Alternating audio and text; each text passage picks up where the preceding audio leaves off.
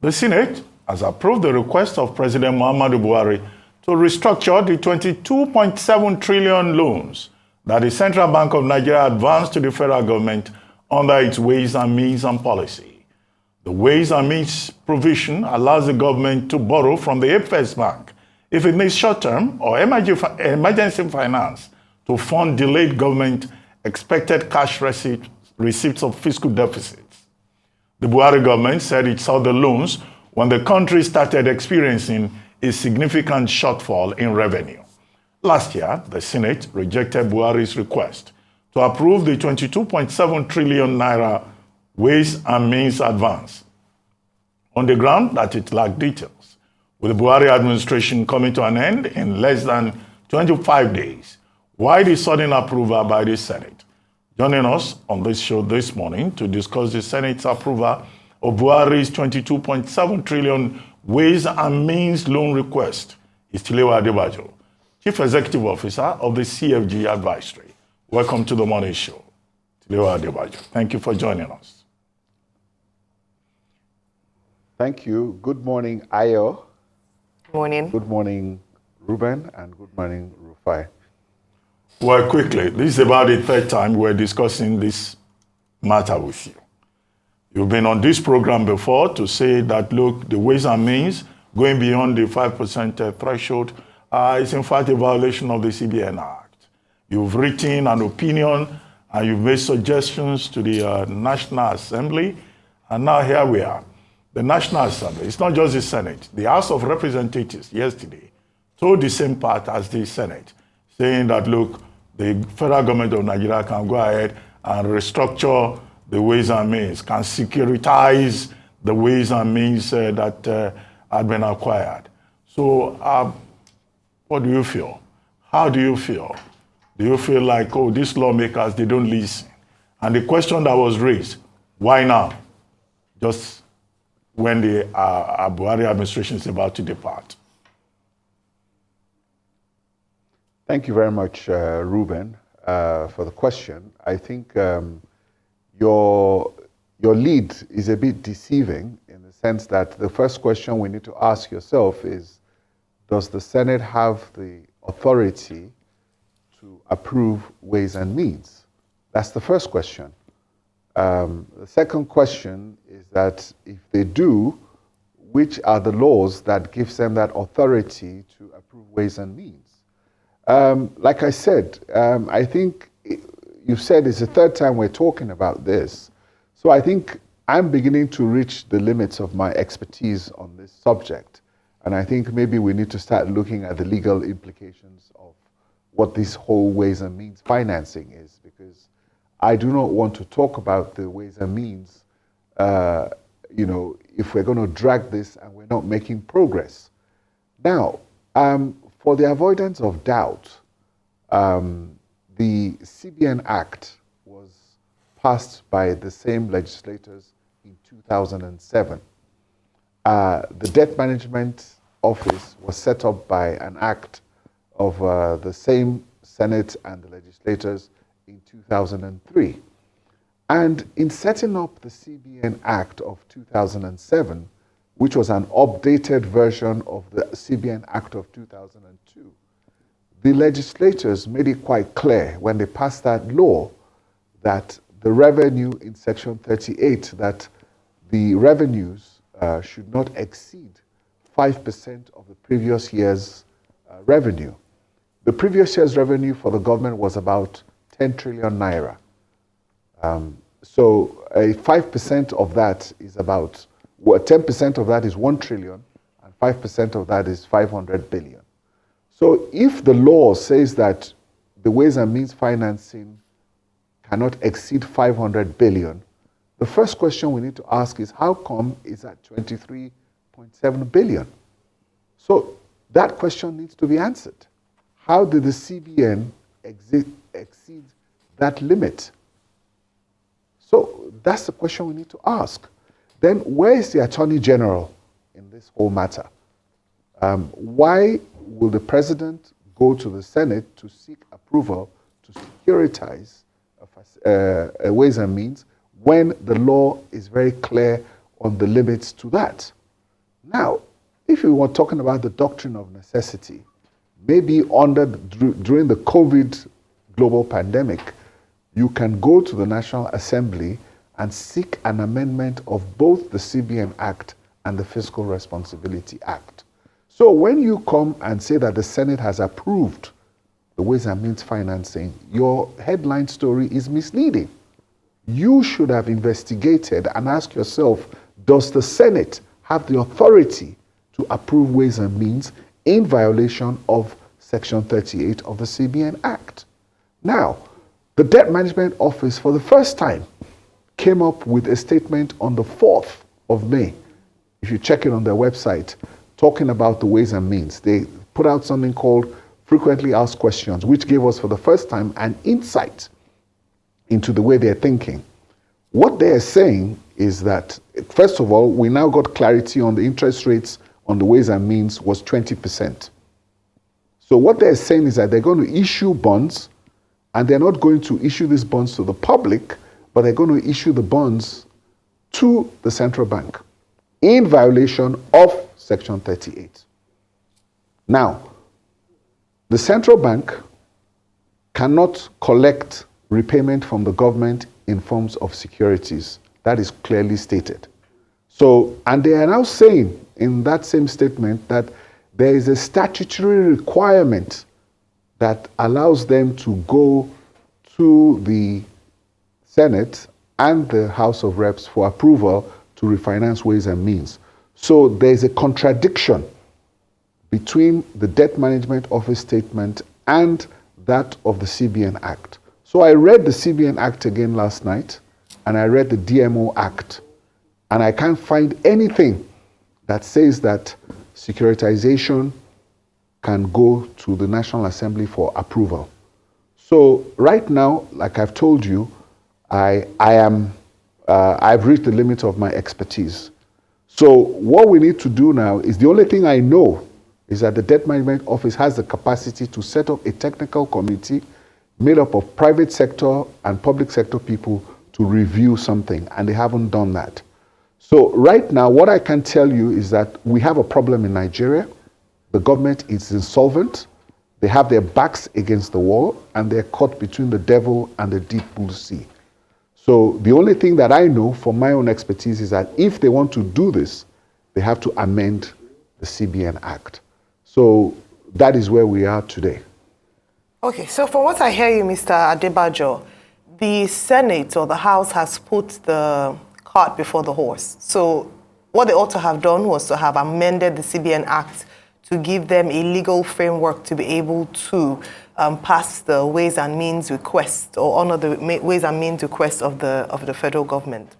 But it's been done, you know, and we have talked about, we have talked about the legality or the illegality of it a number of times, even before the Senate, you know, like, if I put it, Nicodemously passed it. But I'd like you to examine what the Senate President said with regards to their justification for passing this request. What he had said was that, number one, Ways and Means is global practice, which I don't think anybody would go against that. It's just the process and the legality of it that we are challenging. Number two, he said that, according to what the President had mentioned, if they hadn't done this, they would have had to pay a higher debt of about 1.8 trillion naira in the next year. And that was what they were trying to avoid. They had a revenue shortfall, they had no other option, and so their hands were sort of forced. They had to do it because there was nothing else they could do. We've talked about options on this show a number of times in terms of what else could they have done. I know you're eager to respond, but you know, we talked about options. What, were their hands tied? Were there other things they could explore at this dying minute? No, you see, Ayo, the reason why I'm anxious to respond is that I do not accept that, okay? You do not manage the Federation account on speculation, or you did not know, or I did not know. The Federation account is an account of 20 trillion budget every year. So it requires serious professional management. You cannot tell me that Ways and Means is, you have your laws of the country. So don't let us go into global issues You know, if during the global pandemic you wanted to amend the Central Bank Act and the Fiscal Responsibility Act because of the pandemic, you could have amended the act. So please, I don't buy that. In fact, I would like your producers to put up the slide on the pressure on government on public spending, which was put out by the World Bank late last year. If you take a look at this slide, we talk about the pressure on the public finances is not something that is new. It's not today that it started. It started way back in 2015. If you take a look at this slide, you talk about public finances are under pressure. This is something that was published by the World Bank last December. On the right-hand side of the slide, you will see a red line which talks about the 5% threshold that the government should not exceed. Now, from 2015, the government has been exceeding this threshold. And if you see that chart, you can see that every year they just pull this thing up. And you can see that that thing has gone from what should not be 500 billion to as much as 23.7 trillion. So this is not something that is new. It's something that has been going on for 7 years.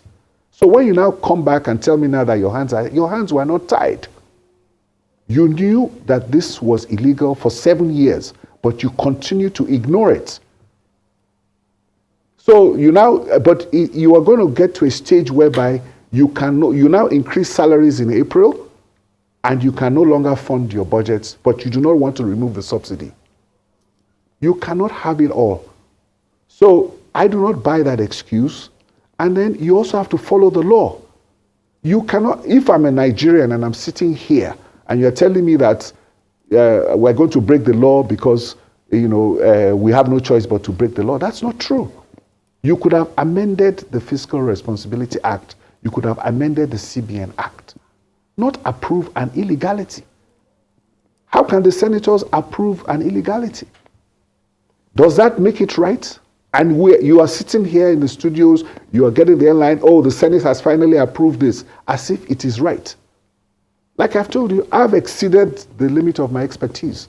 Get the lawyers in and let them tell you. But from what I see, from what I understand on ground, there's a lot of contradictions. Okay, so Mr. Tilewa Adebajo, we've gotten to the point now. So the question is, who is going to sue?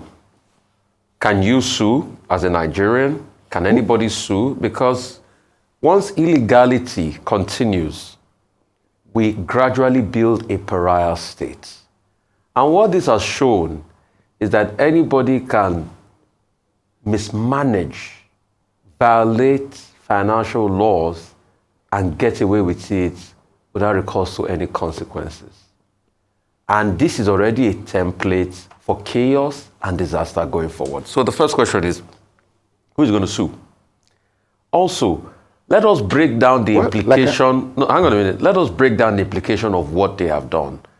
They've pushed this now to the CBN for 40 years at the rate of 9%. Can you give us a blow-by-blow yearly analysis of the impact on the books of the CBN that, when you look at the account of the CBN in the first place, there are a lot of talks about the account in the first place. And what will that do to the general output of Nigeria with parameters like inflation and running the country in general? So let's even go to the nitty-gritty of what they did. 40 years, 9%. Let's break all of that down. And who should sue as we speak? And who should we sue? Okay. Thank you very much, Rufai. Like I said, I think I'm reaching the limits of my own expertise.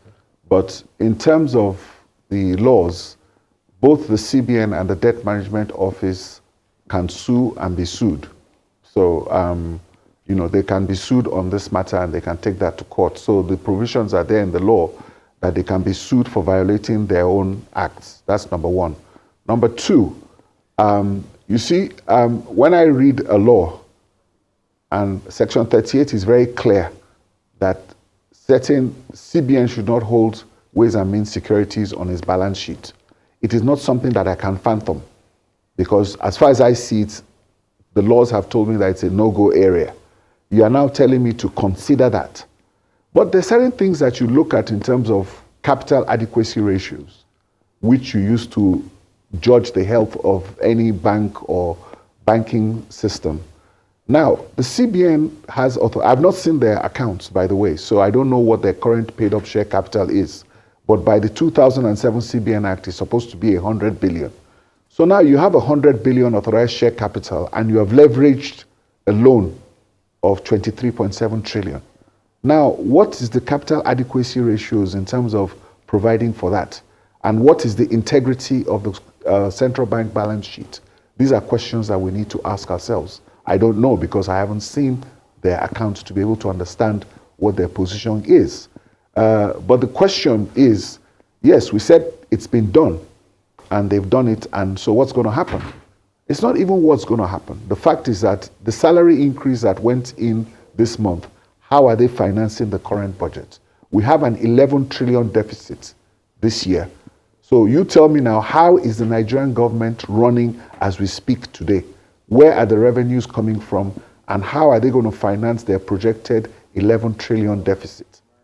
That is still something that has not been answered. So there are many complications that we see.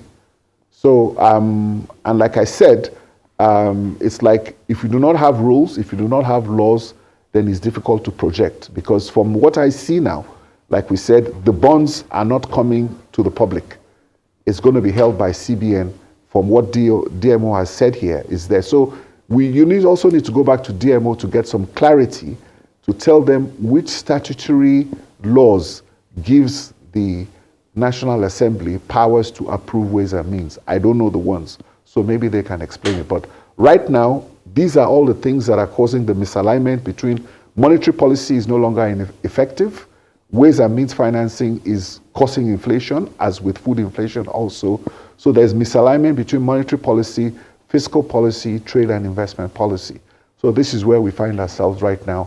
And there are lots of questions that you need to go to the authorities, the Central Bank of Nigeria, the Debt Management Office, the Attorney General.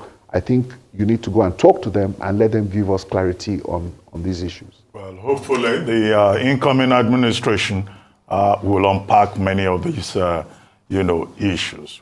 Hopefully. Thank you very much, Tilewa Adebajo, CEO, CFG Advisory, for joining us on the Morning Show.